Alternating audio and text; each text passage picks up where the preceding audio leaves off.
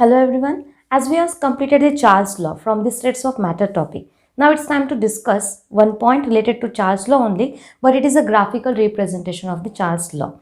So in that, if we consider the Charles law, as we know that Charles law in which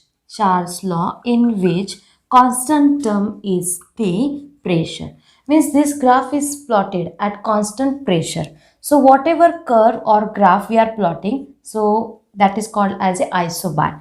So the graph plotted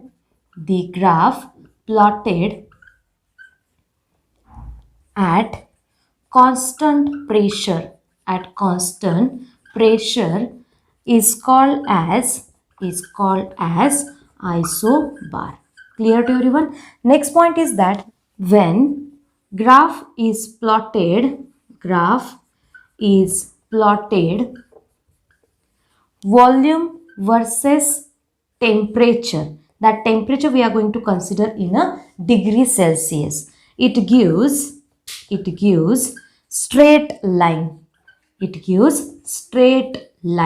So what will be the graph? Now see here, this is the one volume axis. Here it is the volume, here it is the temperature is the 0 degrees Celsius. And here if we consider this volume, when we are plotting the graph at different constant pressure, at that time we are getting the straight line.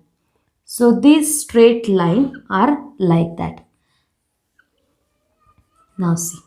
So here if we consider pressure P1, P2, P3 and P4. Here pressure P4 is the greater one than the P3, than the P2 and than the P1. So from that graph we can say that we are getting this straight line, and on extending, means when we are extending this line, they intercept the zero volume.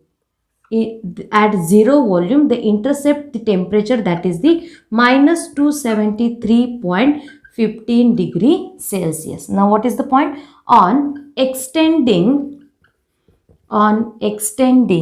these lines occupy zero volume and intercept temperature axis at minus 273.15 degree Celsius. Are you getting my point? What is the point? When we are plotting that volume versus temperature graph, at that time we are getting these straight lines, but these straight lines, when we are extending, at that time volume becomes zero, because here that volume is not zero. If we consider this point, at 0 degrees Celsius volume is not zero. When volume is zero, at that time temperature is minus 273.15 degree Celsius. Hope so everyone understood this point. So here we can say that one point. What is that? The lowest temperature. What is the point? The lowest temperature at which gases occupy the zero volume. Okay, we have completed this point. Now I will write that point also. What is that point? If we consider the lowest temperature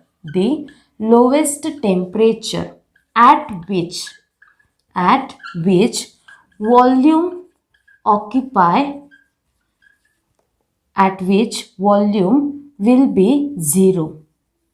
The lowest temperature at which gases occupy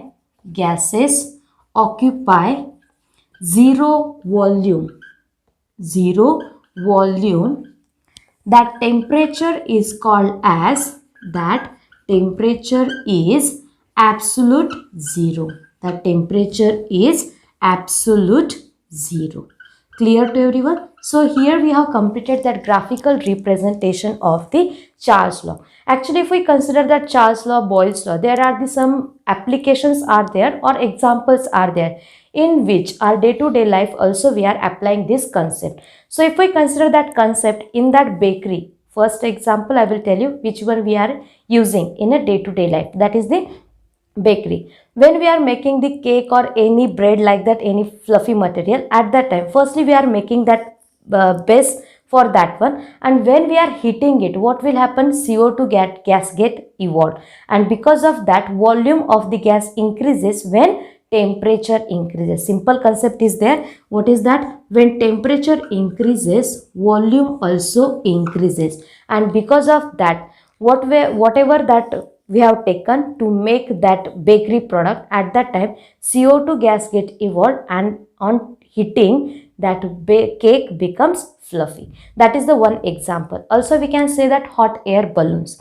In that, firstly we are filling the air in that balloon, but after that when we are heating by using the propane gas, at that time when temperature increases, volume also increases, and as we know that volume, or we can say that density of the gases is low, so it moves up and up.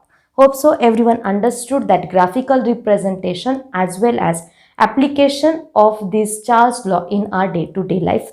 Thank you all of you.